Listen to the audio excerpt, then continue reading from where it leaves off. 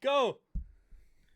Good morning. It is the morning of December 5th. We're in December. Mm-hmm. Officially Christmas time. It is. It is getting It's snowing. close. I'm Yeah. I'm just about an old boy. Older boy. Yes, your birthday and Christmas coincide very closely. Yeah, I sure do.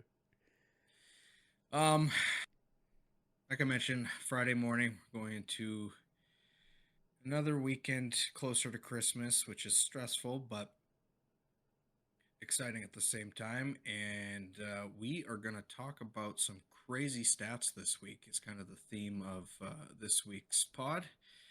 One more pod before we touch on our F1 finale with the F1 special. So won't be a whole lot of sports talk next week. So we're gonna climb through some stuff here this week before we move over to what's going to be a different but very exciting podcast.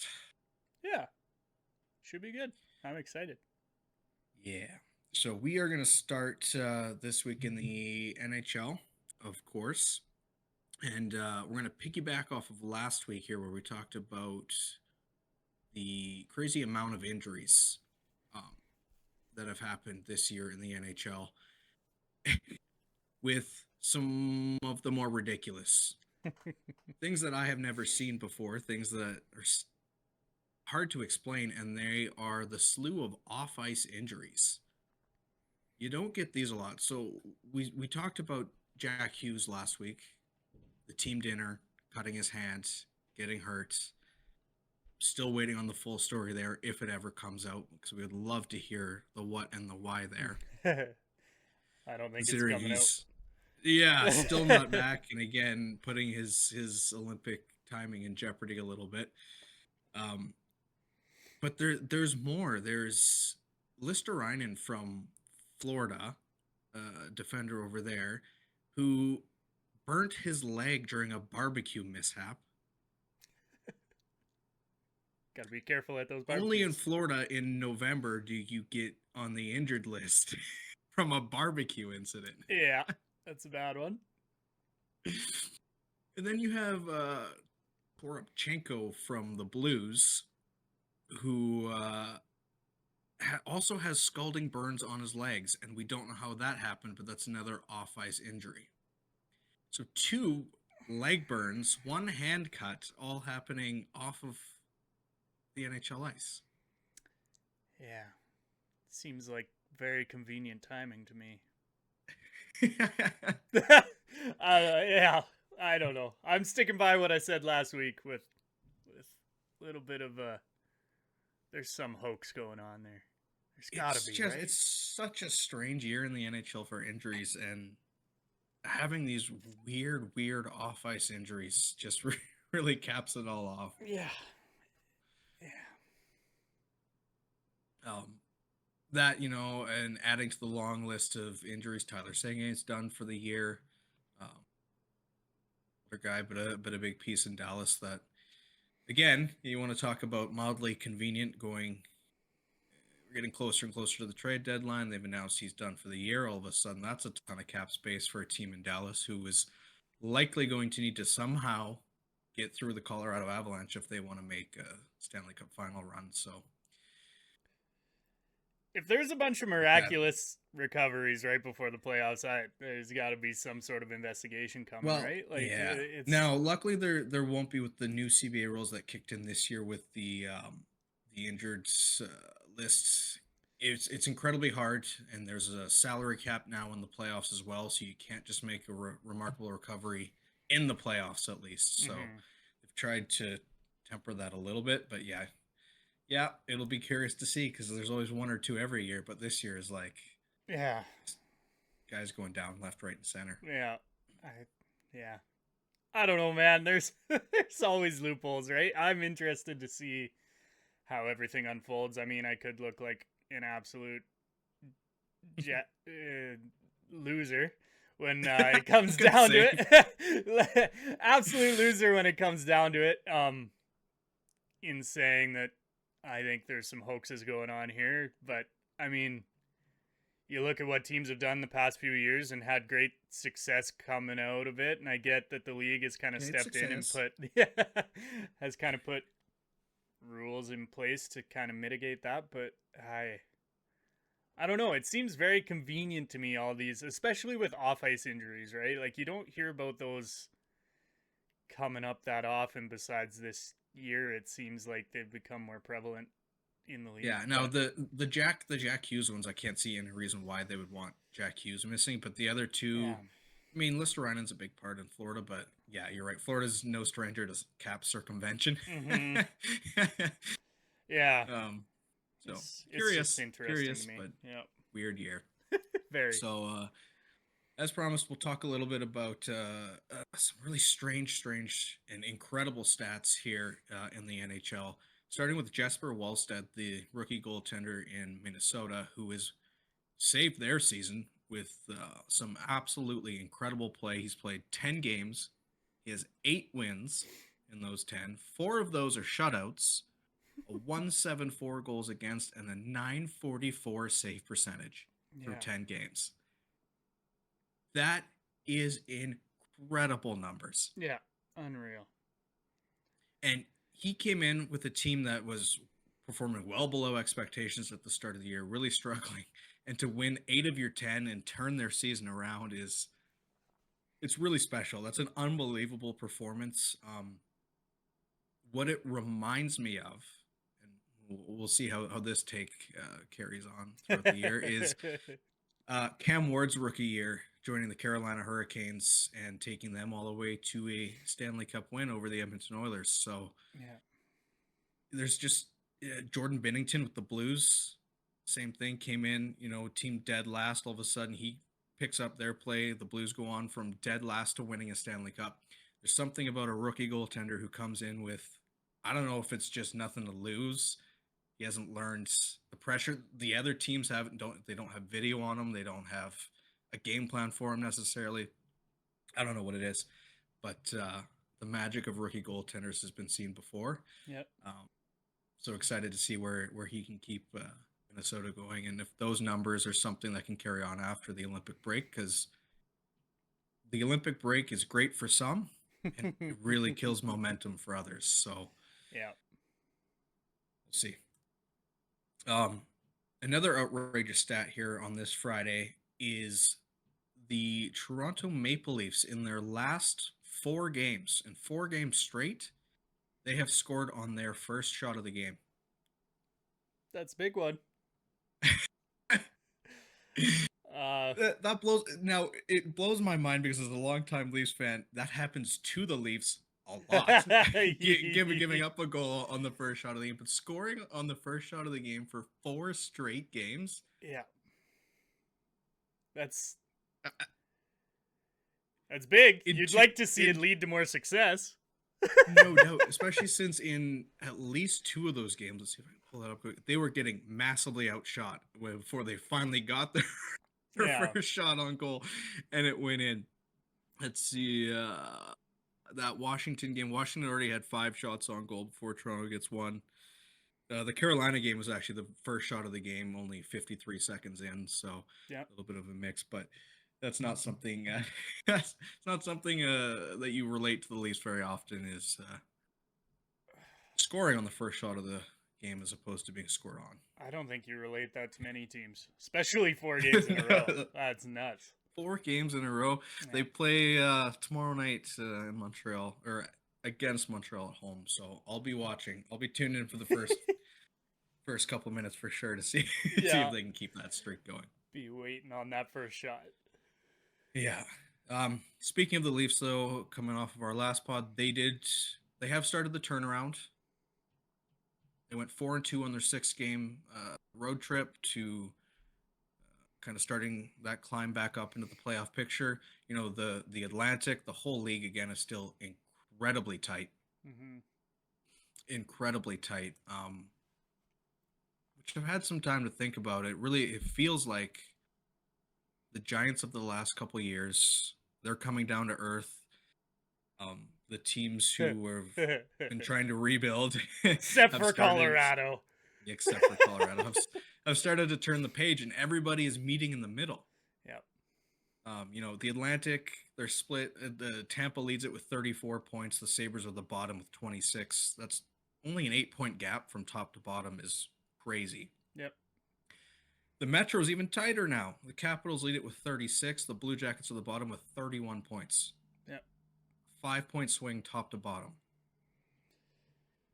The Pacific, a little bit bigger at 10 points. The Ducks, my Ducks, lead it with 33 points. And the Canucks are the bottom, 23. Yeah. Out of it. And then, yeah, as mentioned, the Central, Colorado's really running away with that one in a sense. 44 points, where the Predators are the bottom at 24, but they still have Dallas and Minnesota within kind of striking distance behind them. But yeah, for sure. Especially Dallas, yeah. As long as another they one, can keep just things going. yeah, another one of those crazy stat lines on the year in the NHL is it is just so tight, so unbelievably tight. But that's kind of our segue into a check-in on the Canadian teams. Like I said, Toronto's kind of turning around. They've started their return to form just in time for the Olympic break to come up soon. Christmas break. I'm sure they won't be affected by that at all, right? Ottawa gets their captain Kachuk back, and they just keep rolling as Canada's top team. I really, really, really hope that they can keep going because they're a fun team. They're a young team. They're an exciting team, and they play with a level of grit that some of the other Canadian teams don't. Yeah. So it'd be great to see them make the playoffs again this year and see what they can do in a much more evenly balanced Atlantic Division. You know, we talked about last year. They felt like the underdogs against the Leafs. Yep. You take that same matchup round one this year.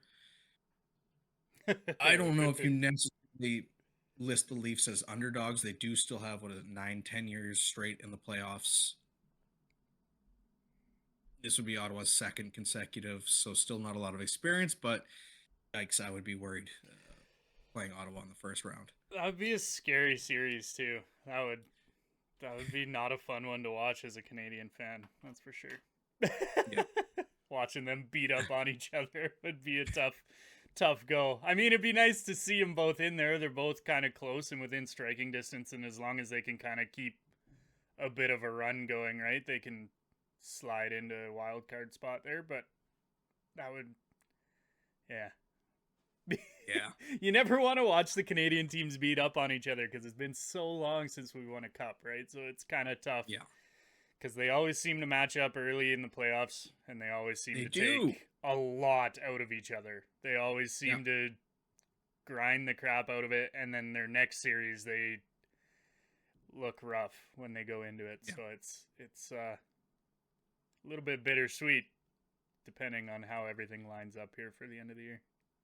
Yeah, bittersweet. The Jets are in a free fall. You know, we kind of ignored them in previous pods because it's Winnipeg, and that's what we do in Canada. But they always, again, a team that pretty much perpetually makes the playoffs over there in a really tough Central Division. But Hellebuck went down, and that's not the entirety of the problem. But they have really, really plummeted, and that's not a division that you want to dig a hole in. Nope. With Colorado, Dallas, and the way Minnesota's been playing. Now even the Blackhawks, you know, they've jumped up there. Yep. So the Jets have got a long climb back now, unfortunately. Because they are, even just to watch it on TV, a really cool barn to watch in the playoffs with the whiteout, the towels. They really get behind their team. And they're always good for at least a round, right? Yep. You can knock somebody off and take a step forward. But they're down in the dumps as well. Yeah, it'd be cool to see them in again. They got a lot of energy, but yeah, my hopes don't ride with them even if they do end up making the playoffs. They seem to kind of fall under that same blanket that Toronto does where they kind of crumble once playoff time comes. So as much as I'd like to see more Canadian teams in the playoffs, they're not the one that I would put my hopes and dreams on. But, I mean, with all our takes so far this year, maybe they'll be the team this year. Yeah. That would just top it off. Yeah, it sure would. They'll end up squeaking into the second or the first wild card. They'll play the Ducks in the first round. I'll be hyping up the Ducks like I have been, and Yeah, that would line up with how we yeah, seem to work here on this yeah. podcast. Yeah. Talking about that Pacific Division, the Oilers sort of briefly righted the ship, and then they got pounded again, and I still just don't. I've had it with them. Figure it out or don't. Deal with the goaltending and defensive situation or don't. Like I couldn't care anymore. How many years have we been saying that though? I've given up. I gave up a long time ago. I think I don't know what needs to change there, but it's not just goaltending, obviously, because they keep sticking to the same strategy, and it's not doing anything good for them. So yeah, why don't you guys tank and ruin another first overall pick's career? Yeah, 4 years in a row like they did before, and then we'll wait another 8 years for them to make a few cup runs. My God, yeah, I don't know. I don't even know what to say about those guys anymore. They have 2 of the 4 best players in the world. Yeah, and that's where all their hopes lie. So yeah, I don't know. It's very evident when they're not playing well. That's for sure. Yeah. The Flames, not much has really changed with them. They miraculously beat the Wild after losing to the Predators, who are a terrible hockey team. To go on and beat the Wild that we just talked about, who have been so hot. That's just so indicative of the Flames, isn't it? Right? Yep. They'll go on a run at the end of the year to ruin any draft pick that they had a chance at, just like the last few years. So kind of, yeah. Like going through their last few games, they lose 5-1 to Tampa. They beat the Panthers 5-3. They lose to the Hurricanes 1-0. They lose to the Predators 5-1. Then they beat the Wild 4-1. Yep. Pick a lane, guys. I don't Not know. ideal. Yeah. It's another team I would not want to bet on. No. You have no idea what they're going to produce from night to night. Obviously, I would pretty much declare their playoff chances over. Yep, I would agree. I don't know if that was ever really a goal for them internally with this half-assed rebuild, not rebuilds, wait for new rink, be good strategy. I think they're dreaming. Yeah. And they're just not consistent enough to warrant me believing in even a late season push to squeak in. Yeah. Especially with the teams that the Kraken are very much like them in terms of one day they're a legitimate team and the next they look like they don't belong. Yeah. The Oilers, of course, and then the Sharks. I was super happy for them. Yep. Being up there, really on the cusp of being in a wild card spot, but they're young too. We talked about how hard it is to learn how to win. I don't know. It's exciting. They've got Celebrini there and some other young talent. Yep. It'll be really curious to see what they can do for the rest of the year. I agree.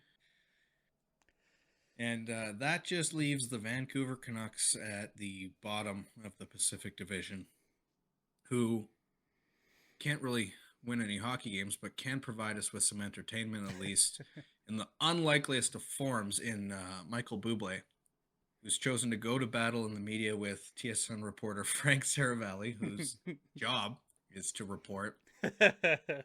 He reports what he hears. I would believe he doesn't make anything up, but he was one of those guys out there reporting that Vancouver's looking to ship out some veterans, but they still believe in the year, blah, blah, blah, all that garbage we talked about.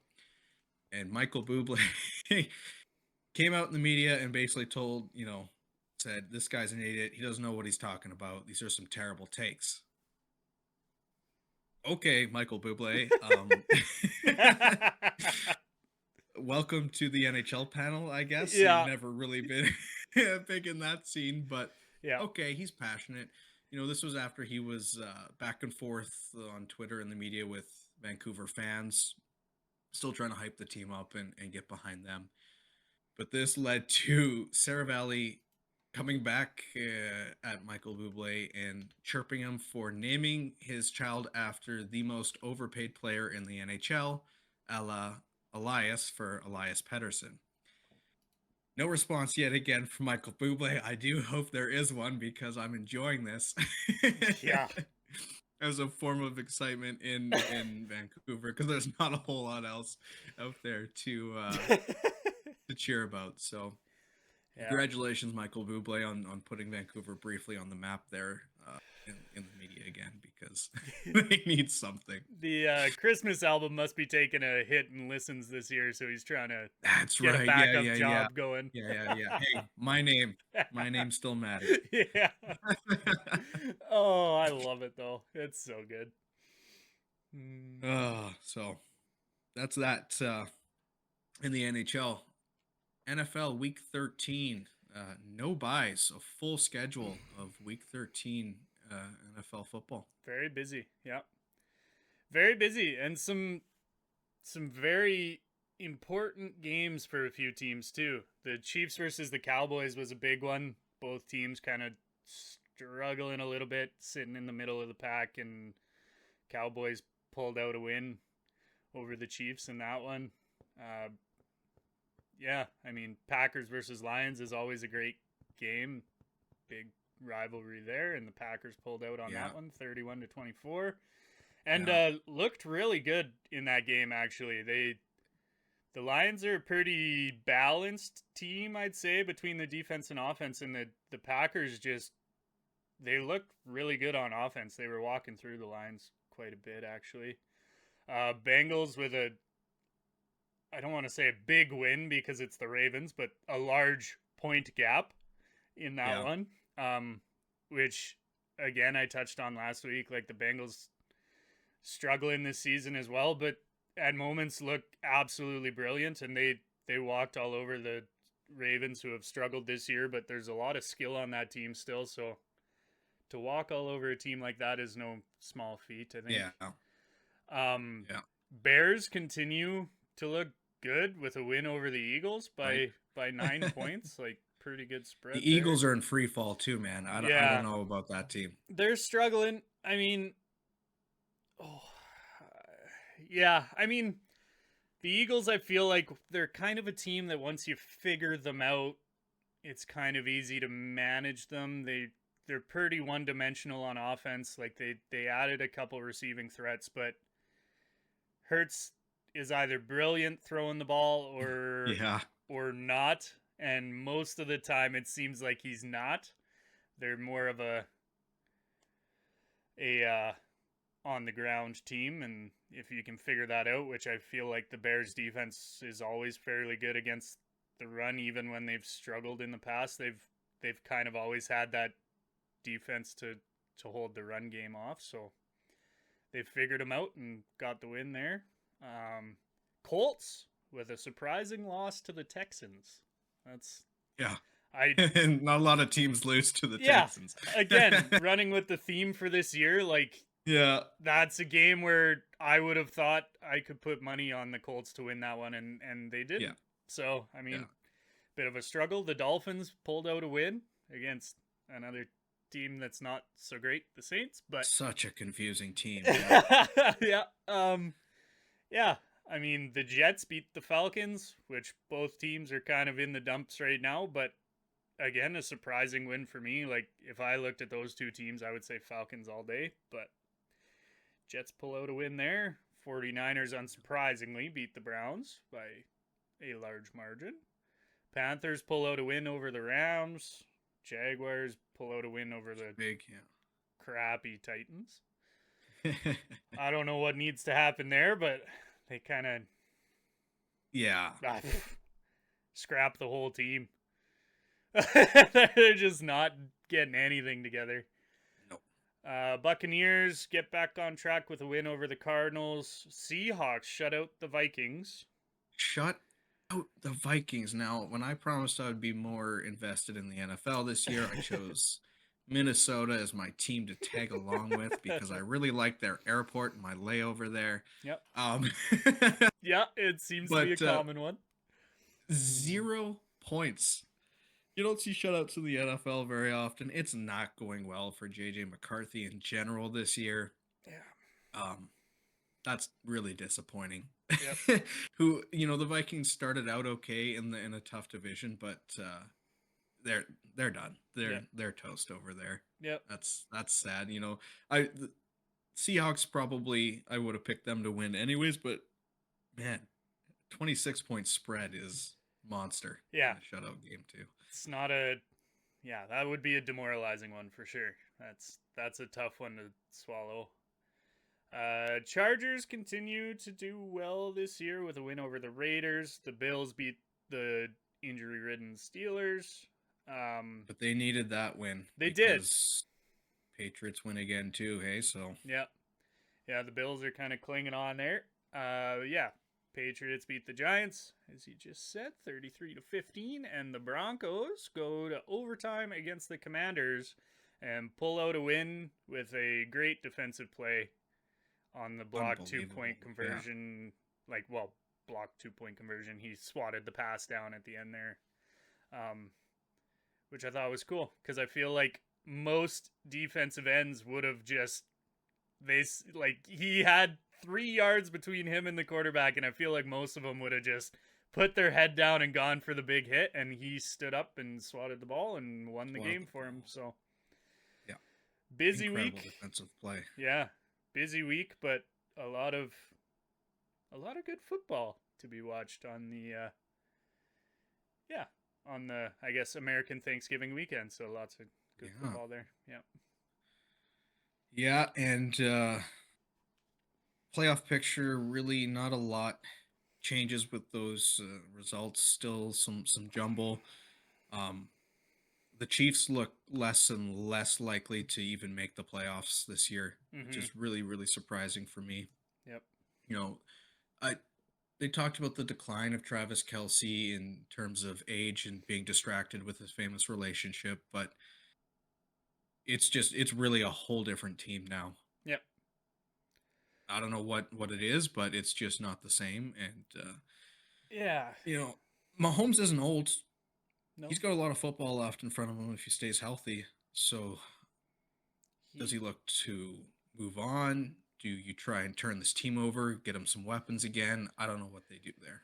Yeah, the tough part is they do have like moderate weapons, right? Like there's no big Yeah. name people besides Kelsey, but you've got I can't remember what their other tight end's name is, but he's a solid all around tight end. You got a couple decent receiving threats. I think honestly Mahomes it kind of you can see the timing just isn't there with a lot of the guys. They're not flowing. Yeah, it's just not clicking this year at all. Yeah, they're It was not so automatic for the last few, and it's just not anymore. Yeah, like even Mahomes' ability to move around the pocket and stuff, like it kind of seems like that bond with the offensive line just is not kind of fitting like it has the last few years. Like if Mahomes felt any pressure in the past, he'd be able to kind of move around and know where guys were going to get through if they were going to get through. And this year, it seems like he's moving straight into the defense every time. Like it, I don't know. He's a great quarterback and nothing against him. I think it's just like you said, the team's moved around a lot in the past few years and they've been able to have success. But even last year, it didn't really make sense to me that they made it to the Super Bowl. So Yeah.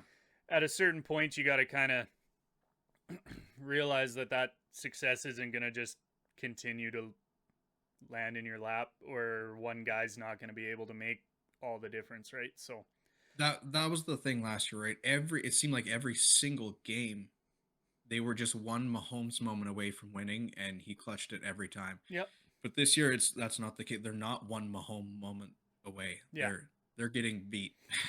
Yeah, I mean they have struggled in close games as well this year, but like you said, even those close games haven't come down to one moment. It's been multiple mistakes by multiple different people, dropped passes, sacks where it probably could have turned into a bit of a offensive play if he just would have ran the ball a couple yards straight downfield instead of running back and forth. But I mean, their defense also isn't the same defense that's been there for the past few years, right? Like you've got your staple guys, but the pass coverage just isn't as solid as it's looked in the past. The pass rush isn't as aggressive as it's looked in the past. So I mean, everything's just kind of changing that little bit that's adding up into them losing a bunch of close games and a bunch of not so close games too. So true. Yeah. True. Yeah. Now, I said the Eagles are in a bit of a free fall because their play isn't the greatest, but their division is so weak. They've lost 2 in a row, but the Cowboys lost. The Commanders are on 7-game losing streak, as are the Giants. I think they'll probably still clip that division, but I don't think they have the team to get back to Super Bowl. Just doesn't quite look like that same team there either. Yeah, I would agree with you based on the current standing and the way that they're playing, the way that they're able to put drives together and stuff just isn't there for a long run in the playoffs. But I mean, the Eagles and the Chiefs are the two teams where as long as they squeak into the playoffs, you kind of know that they'll do everything they can. So we'll see how it works out. But yeah, I think they'll be all right in their division for sure. Even if they lose a couple more here in the end, I think they'll be able to hold on because, yeah, the only team that really has a chance is the Cowboys, and I don't believe in them at all. So. No, they haven't earned that right after years and years of what they are. Yeah, for sure. They can surprise us, but yeah, no, I wouldn't ride with them for sure. Yeah, I'd like to also touch on the saddest division in football, the AFC North. The fact that the Ravens are sitting at 6-6, have looked absolutely terrible even in most of their wins this year, and they're still at the top of their division. And you never know, but I mean, I don't see them. You match them up against any of the top teams in any other division, they're not going to make it through. But yeah. It's pretty crazy to be playing 500 football and to be at the top of your division. So, and like a couple games over two of the other teams. I know the Bengals just beat them to kind of draw them a little closer, but they're still 4-8, so they're still a ways off. So it'll be interesting. Yep. Yeah. So we'll move on from the NFL back over to the NBA and kick off with our theme of the pod, some absolutely ridiculous statistics.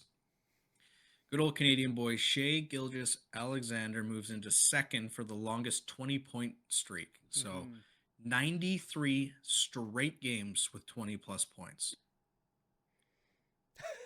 Wow. Yeah. That's just sheer consistency from a superstar. Like that. And passing Wilt Chamberlain on the list is, history book material for sure. Yep. That puts you in some rarefied air and a legitimate superstar. So yeah, that's an incredible stat. Very happy for him. Yep. Obviously, his Knicks are strong. Yep. Strong.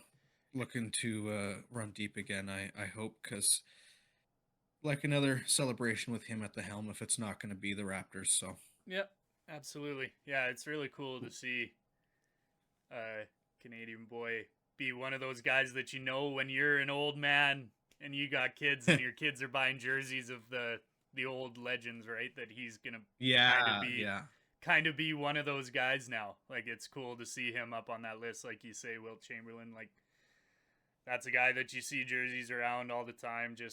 And it's cool to see that we got a Canadian boy that's gonna be one of those guys. So yeah. Yeah. Now, we called it last pod. We hyped the Raptors up like crazy. Their very next game, they lost. That win streak comes to an end at 9. Because of course, we said it would. It's us. They've kind of been 500 since then. Yeah.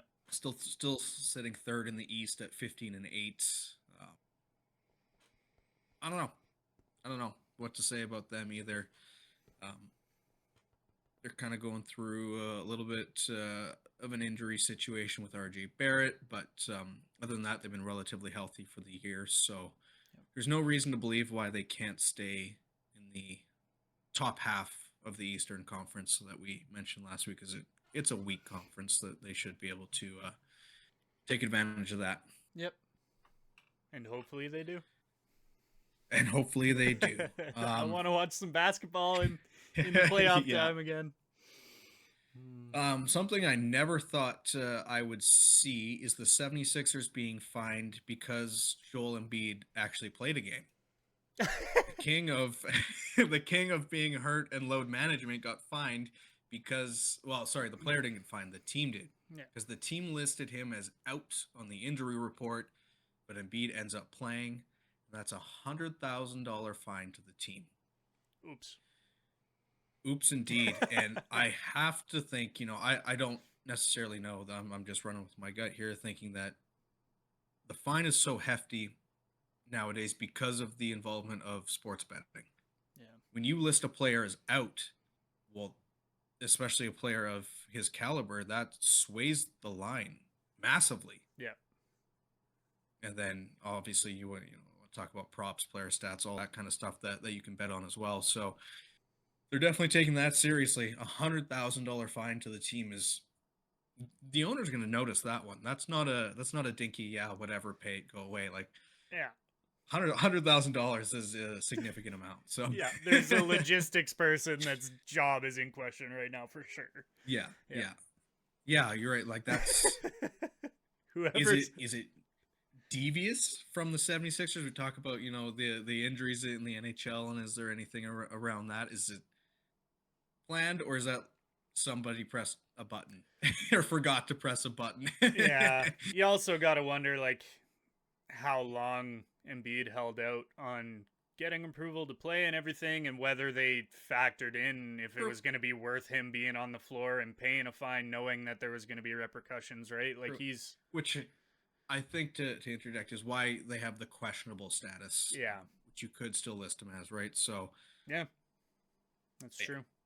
Weird, but I am happy to see it. I am happy to see the teams are getting fined for that, because you could go down some real dark alleys with that one. Yeah, absolutely. Continuing the strange and a mismanaged team in the Clippers, tell Chris Paul literally in the middle of the night, go home. We don't want you here anymore.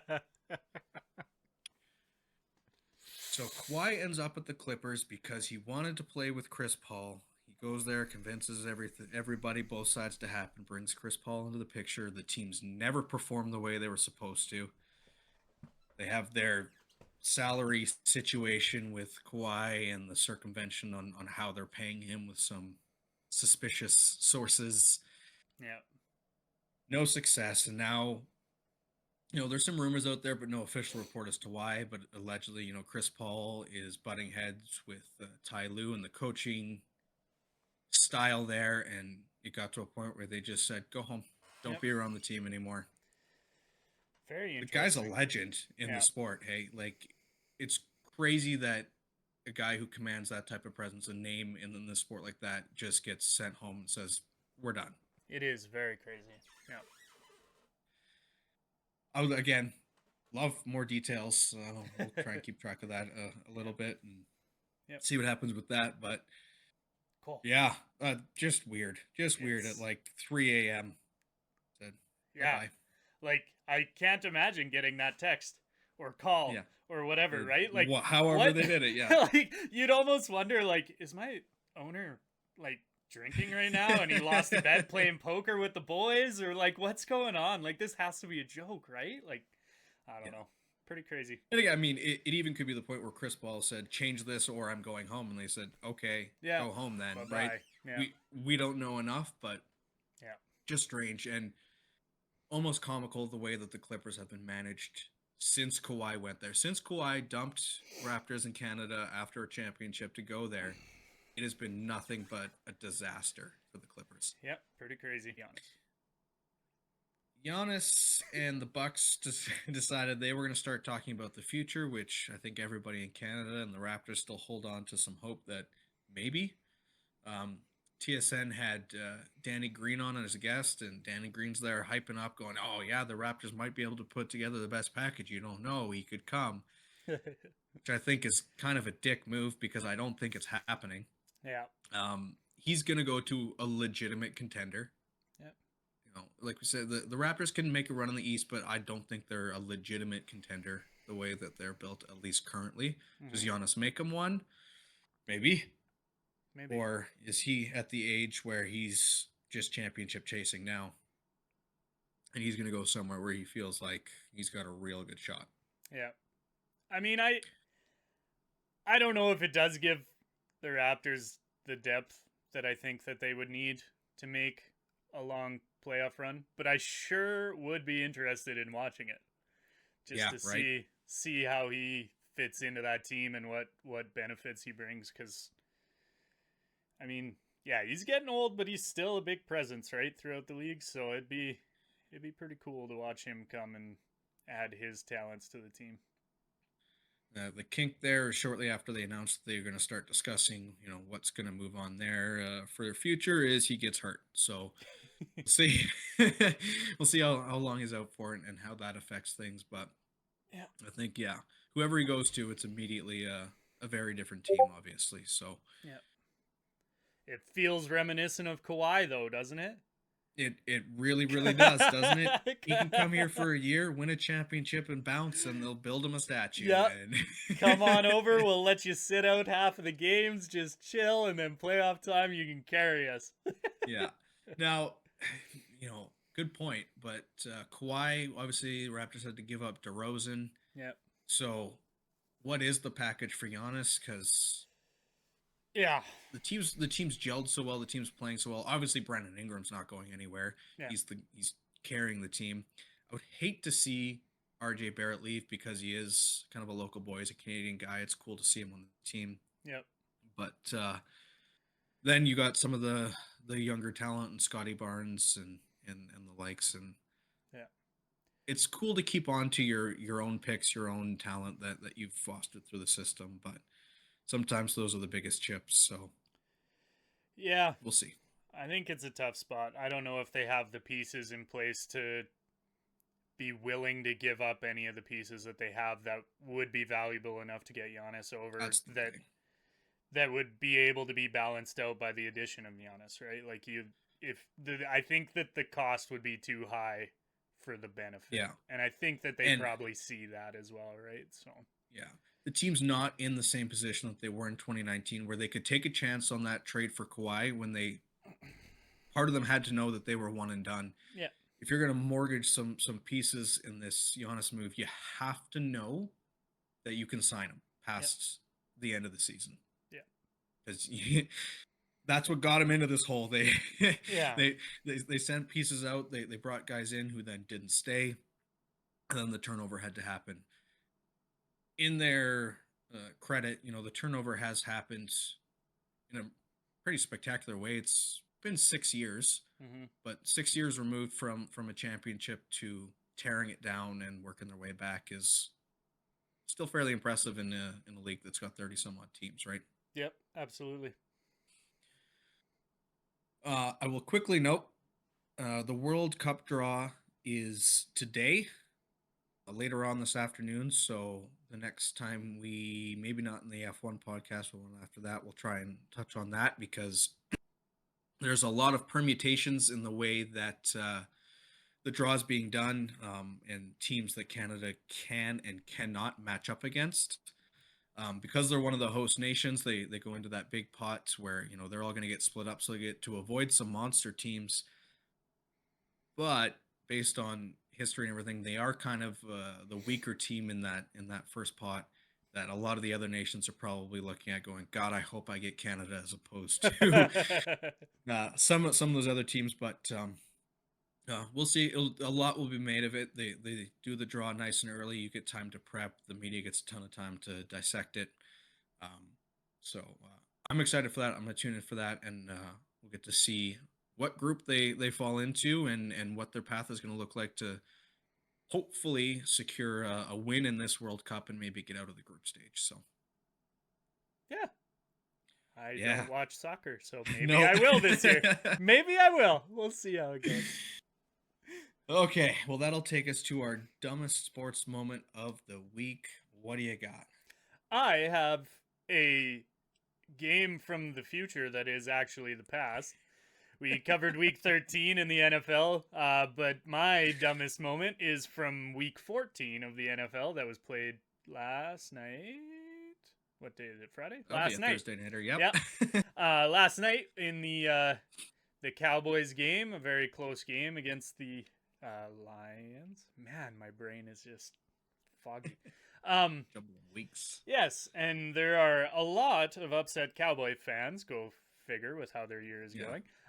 Based on a offensive pass interference call that cost them a big play and kind of made them fall back in the late game after they made a surge to kind of bring it close, and then the Lions kind of ran away with it again. But my dumb moment is actually the fans being upset about it, in my opinion. I think it was an offensive pass interference call. The receiver grabbed the DB and kind of shoved his offside shoulder like he did a swim move, but there was more to it. The hand closed on the shoulder pad, and I don't know. That's my opinion. Everybody's going to have a different one. You know, you watch the same clip and 5 different people with different biases towards it are going to see it completely differently, but I think it was an offensive pass interference call through and through. The defender did get his hand on the hip afterwards, but there was no closed hand. There was no, I mean, you can make the argument that he turned him, but I think it was mostly just the momentum that turned him from the swim move and from basically throwing the DB past him. So that's my dumbest sports moment. Is I think it was offensive. I think the refs got it right for once. How about you, Cole? What's yours?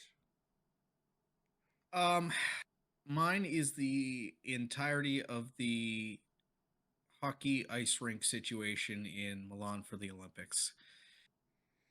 First, I mean, the construction's way behind. There's even questions of, is this rink going to be built in time at all? Or are they going to have to move it out of Milan? So it looks like, they are on track to build it, but in a situation that I don't even know how this happens, they've made the rink too small. Now, Olympic ice is always usually bigger than NHL standard, NHL regulation ice. So, that's something for the players to adjust, and that's fine. They go there, they know Olympic ice is bigger, wider dimensions. They have somehow made this rink smaller dimensions than an NHL rink. 3-on-3 tournament. 3-on-3 tournament. I don't know how rulers work in Italy, but I don't know how you screw this up so bad. Yeah. Is it part of the rush job because they're so far behind on construction? But now the IOC, the Olympic Committee is looking. It doesn't sound like they're going to move the tournament now that the rink is built. So it sounds like they're going to have to play on this ice surface, which is tiny. Mm-hmm. The crazy part about this fallout is now teams are looking, nations are looking at how they're constructing their teams, because bigger ice, you got more space, you want skaters, playmakers. Ice that is smaller than NHL rinks. Yeah. The big conversation in Canada is, what do you do with Tom Wilson? Was he going to make the team? Yeah. Well, now with a tiny little rink, how can you not take Tom Wilson? He's going to be a pinball out there just bowling through everything because there's nowhere else to go. Yeah. This is the Olympics. It's supposed to be like the pinnacle of sport. How do you F this up? Mind-blowing to me that they can't even build a rink in Italy. They're too busy with their naps and food, and it's an absolute joke. And I've seen crazy headlines. Oh, NHL players aren't going. Yes, NHL players are going. They fought for this right. They're going no matter what. But it sucks that they have to go there, especially for guys who it's their first time, and they have to play with standards that are so far below par. It's just upsetting. There's a little bit of time left to fix it, move it. We'll see what happens. But as it stands, they are set to go there and play on a mini stick rink. So should be fun. It'll be it'll create an interesting dynamic for it. It'll be it'll be a lot different hockey. Hmm. I know watching the Olympics is always interesting because it feels like the puck moves so much more, right? Because with Mm. all that space, you want to create more puck movement, create more separation. When it's a small rink, you yeah, you almost like you said, you want your grinders out there to just bounce off of people, but it also creates a cool situation for some of the playmakers, right? Like I think there's going to be some unreal dangles going on Yeah. because when you don't have space, you either get hit or you make a crazy move, right? So Yeah. it's going to be interesting. It'll be as much as a it's painful that it's become such a Yeah. situation. I think it's also kind of cool. I think it'll create some cool hockey. I mean, it'll be a lot Yeah. different than what we're used to, right? So, True. For me, it's just like it really reinforces the argument that like you can't be hosting Winter Olympics in countries and cities that have no idea what winter is. yeah. Like it's just it's just such a joke. Yeah, it's it's very interesting. Yeah, there's a lot of infrastructure and setup behind it that has to go right, and Yeah, and I sometimes would it's get not obviously gonna. why Italy and Milan they're fighting to keep the tournament there, not to have it move the IOC too, because they've invested in it. It's a huge draw for the nation Mm-hmm. in terms of everything, economics and stuff like that, Yep. putting the country out there for the world to see and everything. But then do it right. You should feel that pressure as well to provide a product that you should be proud of, and you should not be proud of this rink Yeah. the way it stands. So. Yeah. Fair enough. Mm. All right. Well, that takes us to WTF? our your Yeah. WTF. What do you got for me? My topic this week is the Stroud rule in the NFL. What is it and why did it come about, Cole? Well, two-pronged answer because it's two different things. What? So so the Stroud rule initially introduced after one Morris Stroud, who was unfortunately for him just really tall. Yeah. And the Stroud rule led to banning goaltending on kicks so that you couldn't block a kick that was going over the crossbar. Okay. Strange. Which Very. you'd think you just kind of use your height to your advantage, right? But no, no. So the Stroud rule came in for Morris Stroud to prevent the goaltending there. And then it moved, obviously, CJ Stroud came into the league. And although it's not a formal rule, it's kind of one of those non codified rules in the league. It's a nickname for the ongoing debate about QB safety rules and QB sliding, when they can be hit, when they can't be hit. Okay. Obviously, CJ Stroud, big concussion from a situation like that, so he just happened to have a name of a rule already, and now the the Stroud rule stands for two different things, one officially and one unofficially. There you go. I did Yeah, not know that. yeah. Um, I really feel for poor Morris Stroud, who was just so tall at 6'10". They're like, no, Yeah. No. you Sorry. have to hunch down. Yeah, your one job that you had, we're going to take that away from you. Yeah. I really enjoyed looking that up. So thank you for that one. Yeah. Thank you for explaining it. Oh, well, that was it for our last week in sports. What are we looking forward to in this upcoming week? This upcoming week is F1 wrapping up. We got our big episode next week coming out after the finale here, and it's a relatively tight race between three separate drivers. So I'm very excited to see how that unfolds here in the next couple days. A couple of early mornings, but I'm excited for it.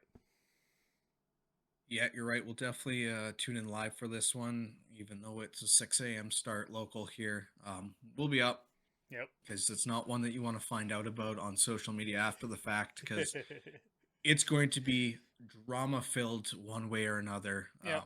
We'll break that all down in the pod after. Mm-hmm. But yeah, we're definitely looking forward to that. It's really all that's kind of on the top of mind here for me, because it's over the next couple of days. Practice has already started, and Yep. early takes there. So very much looking forward to that. I am still looking forward to the Raptors to see if they can keep up that kind of upper echelon in the East. I really hope that they can keep that going. And personally, the way that the Leafs have beat some of these teams, Florida, their old nemesis, and Carolina, with some crazy offense in that last game, I'm really excited to see if they can keep that going. Yep. I said they needed a like miraculous streak down down the back half here to make themselves relevant, and it started off great. So Yep. I'm very curious to see if they can keep that momentum going. Yeah. I hope they can. That's it for this week. For the next week, enjoy your sports. Yeah. Bye. Bye.